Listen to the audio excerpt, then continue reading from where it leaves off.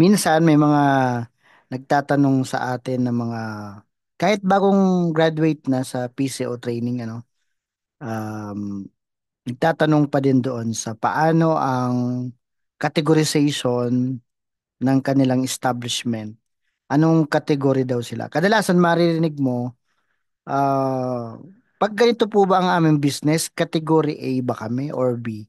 Kala nila nakadepende doon sa anong type of business. Maaring pwede. Pero hindi ganun yung ah, procedure ng categorization of establishment. Kailangan objective ang pagkakategorize at nandyan na ang ating reference binigay na ng DNR-EMB ang criteria for the categorization of the establishment. So kung pupunta tayo sa Dow 2014-02,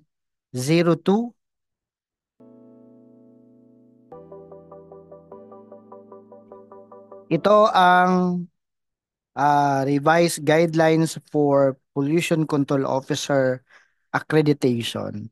So to become the basis for accreditation, merong criteria as a basis for the requirements for the PCO in terms of competency. Kailangan malaman muna ang kategory ng establishment. So hindi tayo titingin sa nature of business, kundi dito sa criteria na set ng DNR, EMB. Section 5, PCO accreditation based on categorization of establishment. PCO shall be accredited based on the categorization of establishment. So napansin nyo, pagka magbibigay ng accreditation ang DNR EMB Regional Office base sa category ng iyong establishment. Kaya pagka nakita mo yung certificate of accreditation mo, may naka-indicate doon, category A or category B. Now, ang categorization dito mismo sa section 5 shall define the needed qualification of PCO. Sa kabilang banda, yung pagkakategorize ng establishment ay para malaman yung qualification ng isang pollution control officer at nakasulat yan sa section 6. Well, may basic qualification na dapat Filipino, full-time employee at naka-attend ng PCO training. Pero may mas malalim pa dyan yung competency requirement na kung ang kategory mo ay A, merong minimum competency requirement. Pagka category B, may minimum competency requirement din. So, yon. Now, paano yung categorization? Dito sa table 1, representing or showing criteria for categorization of establishment. How many criteria for the categorization? So, number 1, chemical usage, storage, and or handling. That's number 1. Number 2, hazardous waste generated. Number 3, air emissions. Number 4, solid waste generation. And then ilan na? 5, 1, 2, 3, 4. Oh. So 5, wastewater discharge. And then 6, sludge generated. So yan yung mga criteria na set ng DNR-EMB to determine the category. So, hindi siya base sa business. Like, pag kami ba ay gasoline station, anong category namin? Pag kami ba ay resort, kami ba ay restaurant, o kami ay isang subdivision, o kami ay processing or manufacturing plant, o kami ay quarry, kami ay mining. Somehow, yung activities, makikita mo doon kung anong category. So, now, ito na yung mga activities in a form of criteria. Chemical usage, storage, and or handling. Kapag ikaw ay merong chemicals na nakalista sa priority chemical list, itong nandito sa Annex 1. Kung pupuntahan natin ang Annex 1, ito yon, ito. On page number 10, priority chemical list. So, meron tayo ditong 48 chemicals, part ng priority chemical list. So if you are using these chemicals as either raw material, a product, o ingredient, eh, dahil gumagamit ka nitong mga chemicals na ito, matatawag kang Category B. So, babalik tayo doon sa Section 5. No? Malinaw yon. So, walang sinasabi kung ikaw ay gasoline station o manufacturing. Sinasabi na lang, o pag gumagamit ka ng mga chemicals listed in the priority chemical list in Annex 1, ikaw ay Category B. So, ipoprove mo na lang to na hindi para Category A ka. But kung merong tayong activity, usage, storage, or handling of priority chemicals, Category B talaga tayo dyan. And dahil dyan, sa isang criteria na yan, kahit pa maging Category A ka sa ibang criteria, Category B ka na. Ano po? So, pangalawa, hazardous waste generated. Pagka small quantity generator, Category A. Pagka large quantity generator, Category B. O yung mga transporte ng hazardous waste o yung mga accredited TSD facility. Category B yun. Siyempre, ano yung maliit, ano yung malaking generation? May mga nakasulat din dito sa Annex 2. Kung bubuksan natin yung Annex 2, no? Kanina Annex 1, ito naman Annex 2. Yan, meron tayo ditong listahan ng mga hazardous waste. So on the first column, merong waste number, okay? And then waste type, at ito na-specify na kung small generator or large generator based doon sa quantity o volume. So, halimbawa, sa isang hospital, sa isang medical facility, sa mga clinic, anumang klaseng clinic, rural health unit, if you are generating medical waste, M501 or M503, ito nakikita natin sa table. If we generate, if we can generate less than 10,000 kilogram in a year, matatawag tayong small generator. Pagka equal or greater than 10,000 kilogram a year, matatawag tayong large generator. O imagine mo, meron kang maliit na clinic at ikaw ay nakakapag-generate ng 200 kilogram na infectious waste, medical waste sa isang buwan. Isang buwan. O times 12 mo yan. Di meron kang 2,400 kilogram. O maliit pa din. Nasa threshold pa din ng small generator. Less than 10,000 kilogram a year. O balik rin natin sa isang hospital na nakakapag-generate ng halimbawa 200 kilogram sa isang araw lang. Isang araw. O times 30 days natin, 6,000 na agad yon. Isang buwan pa lang. Times 12 mo pa dahil isang taon. So, almost 72,000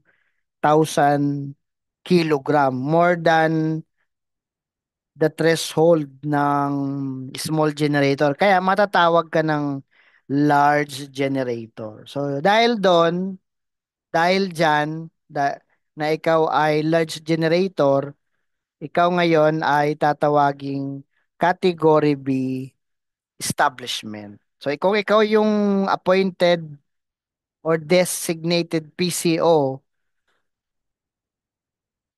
ng category B, isa-satisfy mo itong nakasulat dito sa Section 6, Qualification Requirements for PCO.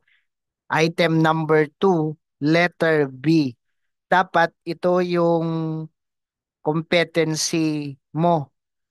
Licensed engineer or chemist with at least 2 years relevant experience in environmental management or professionals, ibig sabihin graduate in the field of engineering or physical and natural sciences with at least 3 years relevant experience in environmental management or other professionals of appropriate discipline with at least 5 years relevant experience in environmental management. So medyo mahigpit doon sa requirements pagka-category B. Siyempre, napapansin nyo, ang ginagamit na chemicals nasa priority chemical list. Even at small quantity, pwede makaapekto na sa ating health. Oh. Hazardous waste generation, more than 10,000 kilogram a year. Kaya yung tao, yung PCO na ina-appoint, dapat may competency. Medyo stringent ang requirement. Oh, dito naman tayo sa pangatlong criteria.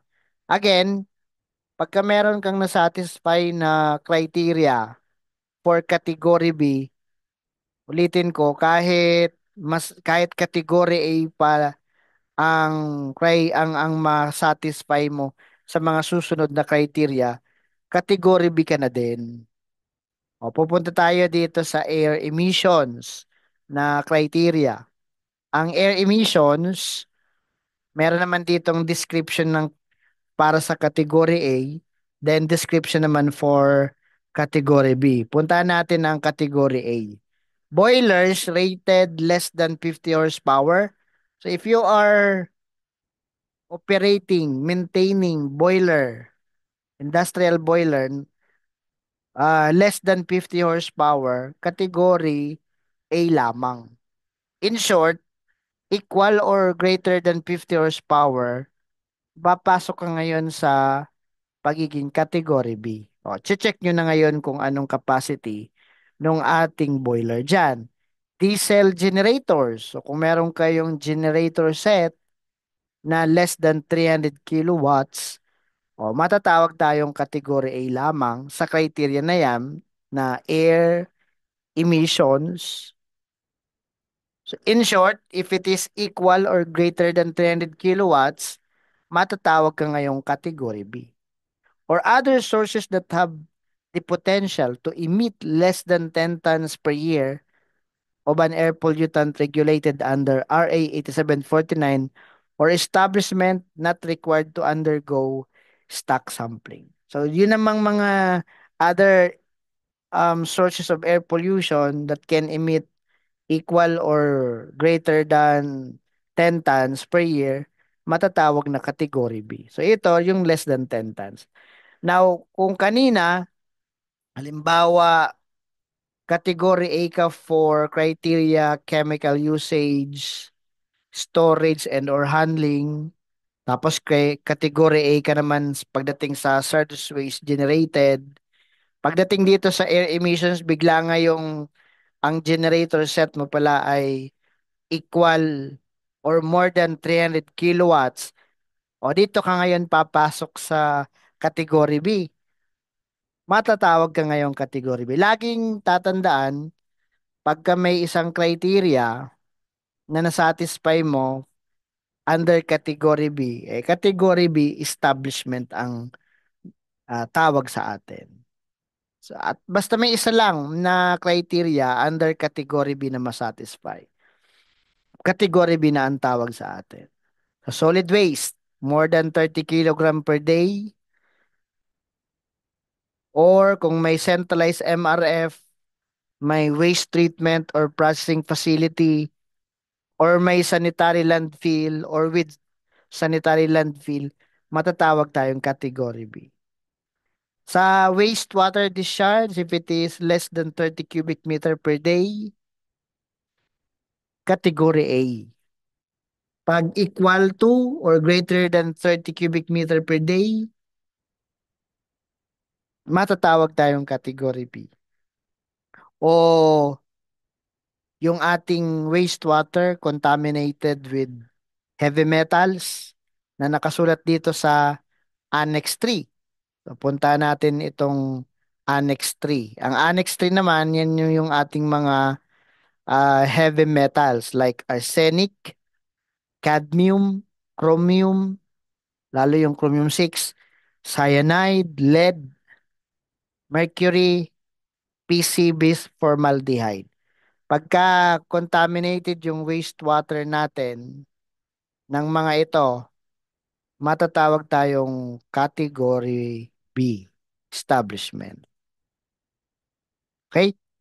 At kung ang ating wastewater na pumapasok sa ating treatment facility nung tinetest natin ay merong BOD concentration na equal or greater than 3,000 milligram per liter, matatawag din tayong category B. At doon sa mga transporter or treater of wastewater, sewage and or septage, matatawag tayong category B establishment. At doon sa mga nagtatransport, nagtitreat ng sludge, on-site or off-site, o yan, category B yan. Okay? Now, dapat maging malinaw sa atin kung anong category ang ating establishment.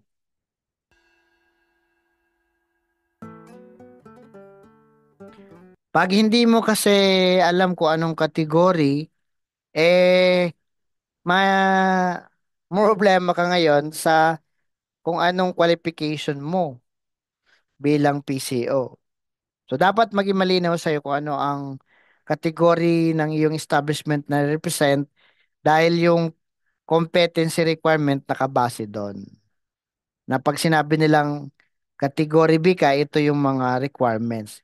Mabuti kung category A kasi medyo simple lang yung competency requirement.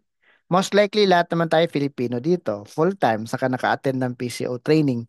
Tapos yung pagka-category A, halos lahat naman nakakatungtong na ng high school o nakatungtong ng high school. O ang iba nakatungtong ng college, although hindi graduate pero nakatungtong din. At saka ang iba loyal naman talaga, nakakatagal na sa kumpanya at lalong-lalo in a supervisory position yung iba sa atin. Or naman ang bagay na ito, graduate of any related technical course, pwede yan for category A or had reached third year in tertiary level education. So kapag alam mo naman yung category ng iyong establishment, diyan ngayon pagbabasihan doon sa application mo online ng accreditation. When you apply online, you need to declare kung anong category mo. So ito yung online application system, application form for PCO accreditation. You need to provide the category of your establishment. So sa atin, dapat maging malinaw kung anong category, A or B. So for example, I will declare category B. Pagka nakita yung application mo ng evaluator, they will evaluate your competency as PCO nitong category B establishment. They will check if you are complying with this competency requirement, itong tatlong ito. I mean, isa dito sa tatlong ito. Pag hindi nila nakitang qualified ka, pwede nilang i-return ng application. Return in the sense na baka naman hindi mo lang na-attach yung mga requirements na yan, need additional documents, i-return lang. After a period of time, dapat resubmit mo. So pag na-resubmit mo, nakita nilang hindi talaga ah acceptable yung requirements, pwede na nilang i-deny ang iyong application, i-advise ka na ah, magkaroon ng qualified na PCO. I-remarks nila yan. Kasi di naman nila pwedeng ituloy ang accreditation mo kung hindi pasok sa competency requirement. Ulitin natin ang ating pinag-uusapan.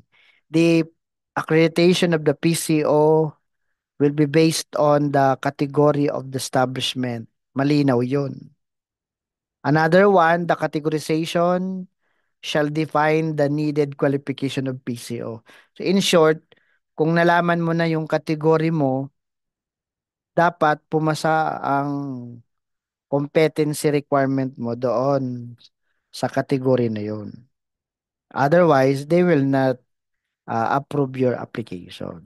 Magtataka ka na binigyan ka ng order of payment. Ibig sabihin nun, na-satisfy mo yung competency requirement based on category of your establishment. And then, nung binayaran mo na yung application fee amounting to 500 pesos, makikita mo bigla na lang maa-approve na yung iyong application. Then you can download your accreditation certificate online. Just go to application button. Ito yung online application system. Just go to application button, click all, and then dito sa action button, makikita mo diyan may button diyan na print.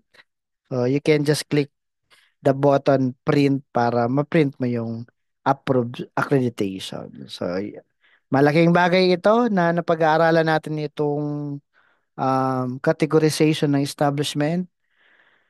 Again, hindi siya based sa type ng business ninyo, kundi dito sa criteria set by DNR, Environmental Management Bureau. Thank you very much, everyone, for your time listening, and I hope you have learned something. And if you have more questions, just type it below. And thank you very much. Please like and share this video. Thank you very much, and God bless us all.